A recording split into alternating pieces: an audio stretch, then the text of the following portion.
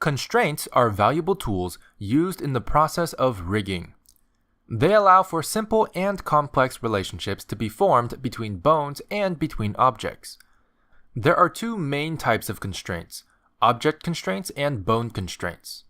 For the most part, bone constraints are functionally just object constraints but assigned to bones.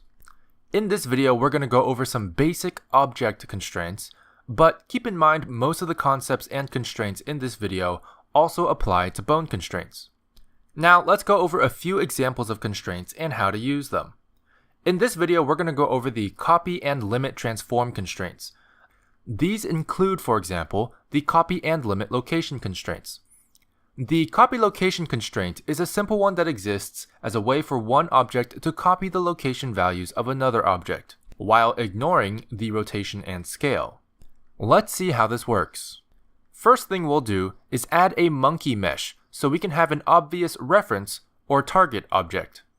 Now, let's say we want to have our cube copy the location of the monkey along the x and y axis, but not the z axis.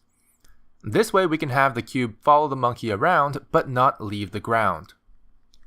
To do this, simply select the cube and go to the Constraints tab, indicated by this icon of two objects wrapped together. From there, open the drop-down menu and select Copy Location. This will create and assign the copy location constraint to the active object you have selected. Now we can go ahead and left-click this eyedropper tool next to the object field. This will use our next left click in the viewport as a way to identify the object we want to reference. Let's left-click our monkey object. As you can see, the cube's own location is copying the monkey's location exactly. If we select our monkey, we can move it around to confirm that the cube is indeed constrained to our monkey. But this isn't exactly what we want. We want the cube to not leave the ground, but still follow the monkey along the x and y axes. To do this, we can select our cube again and go into the copy location constraint settings. Here we can see that there are settings for how to interpret each axis of location data for the target object. Let's go ahead and uncheck the z-axis, as we know we want the cube to ignore the monkey's z-axis location. And there we go! If we move the monkey around now, we can see the cube follows the monkey while remaining on the grid floor. Just for fun, let's go ahead and see what the invert checkbox does in the copy location constraint. Let's check the z-axis back on and then check invert. Looks like we get a very cool mirror effect. The cube is being told to do the opposite of whatever the monkey's z-axis location is saying, flipping it across the origin along the z-axis. Now, I mentioned the copy location constraint ignores the rotation of the reference object, but that's not entirely true if we change world space to local space. The first drop-down here controls which axis data to interpret from the reference object, while the second drop-down controls which axis data to influence for the selected object. Let's change the first drop-down from world space to local space, allowing us to reference the monkey's local axis location values instead. As you can see, local space takes into consideration the rotation of the object, as the local axes of an object depends on which way it's facing. Because our monkey is slightly rotated, if we move the monkey along its local x-axis, the cube will move along the world x-axis instead of following it perfectly. Feel free to experiment with these settings further. One more quick thing, let's say we change both of these to world space again, and now we really like how the cube is currently right below the monkey at this frame. But we want to remove the constraint so we can animate it freely outside of this frame. Well, let's go ahead and remove the constraint by pressing this X icon next to the eyeball icon in the Constraints tab of our Properties editor. But as you can see, if we do that, the transformation driven by the copy location constraint is forgotten. This isn't ideal for us, so let's undo that with Ctrl Z and try something else. Maybe we can slide the influence to 0? No, that won't work. But you might notice this X icon next to the influence slider. If you hover over it, you'll see that it says Disable and Keep Transform. Let's click it. This will bring the influence slider to 0, but our cube stays put. This is because it has replaced the cube's original location data with the constraint-driven location data we saw before clicking the button. This also means that we can actually remove the constraint with no changes. Location isn't the only transformation value we can copy. The same concepts apply to the copy rotation, copy scale, and copy transforms constraints. So what about limiting transformation? That's simple. Unlike the copy transformation constraints, the limit transformation constraints actually do not require a reference object. Instead, they use values inputted by the user. For example, let's say we have our monkey and our cube again, but our cube is scaled up to be a room of some sort. If we wanted to animate something where we want our monkey to stay strictly within the walls of the room, we can do that very easily with a limit location constraint. For this, we'll go into wireframe mode so that we can see and select our monkey. We can do that by pressing Z and selecting wireframe from the pie menu. Let's select our monkey and go to the Constraints tab in the Properties editor. From the drop-down menu, simply select Limit Location. At first, nothing happens, as all of these check marks are disabled. These are used to enable the minimum and maximum values allowed for each axis of location. Just to demonstrate, if we check all of these boxes on, you'll notice that trying to move the monkey will no longer work. However, if you left-click drag the maximum Z value, for example, you'll notice that suddenly you can move the monkey, but only as far as what you set the maximum Z value to. Setting ranges like this is how the limit location constraint works. To achieve our goal of constraining the monkey to stay within the walls of the cube, we can do trial and error, but there is a way that I find is the quickest. I'll go ahead and demonstrate on the Z-axis. First thing we'll do is simply uncheck the box for the axis limit you want to set. In this case, we'll start with the Z maximum. By unchecking this, we can move the monkey along the Z-axis as far as we want.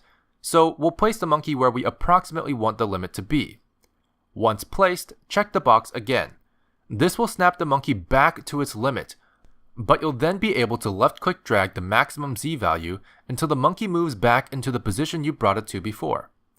Once the monkey stops moving, you'll know that you increased the value too much, so adjust a bit and you should be able to match your maximum Z value to where you want the monkey to be.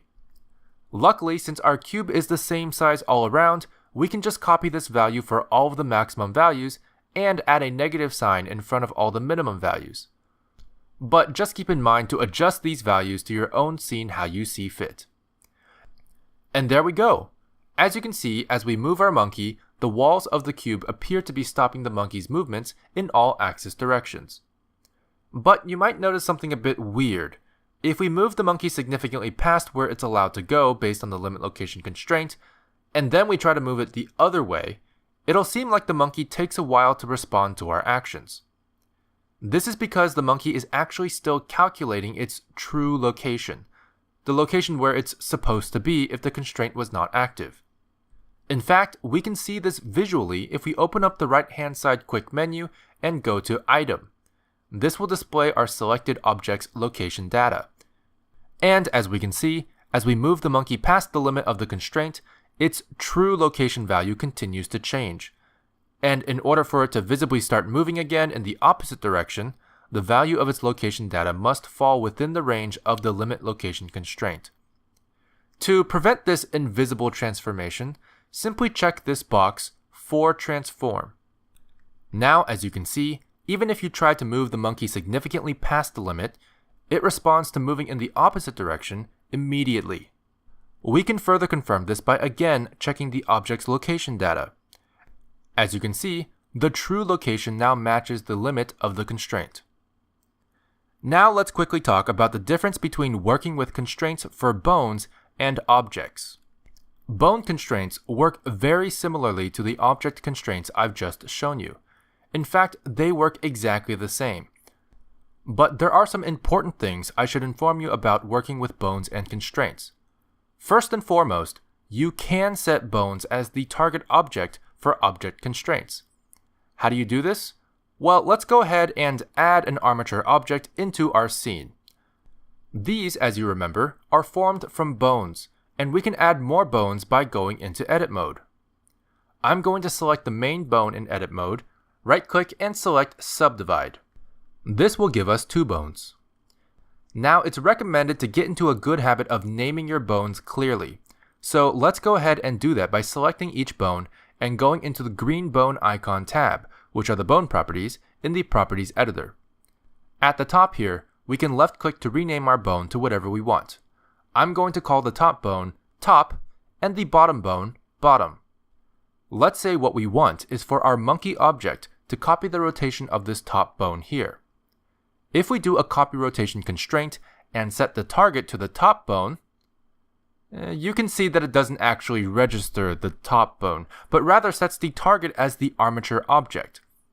That's because our bone is not an object, but rather exists within the armature object, similar to how vertices and faces are not objects, but exist within mesh objects. And unfortunately, the target object must be an object. However, with our armature selected as the target object, a bone parameter will appear underneath, marked with this bone icon. This is where we can select our top bone from the drop-down menu. This is one of the reasons why naming your bones clearly is important, as we do not have the eyedropper tool available for this field.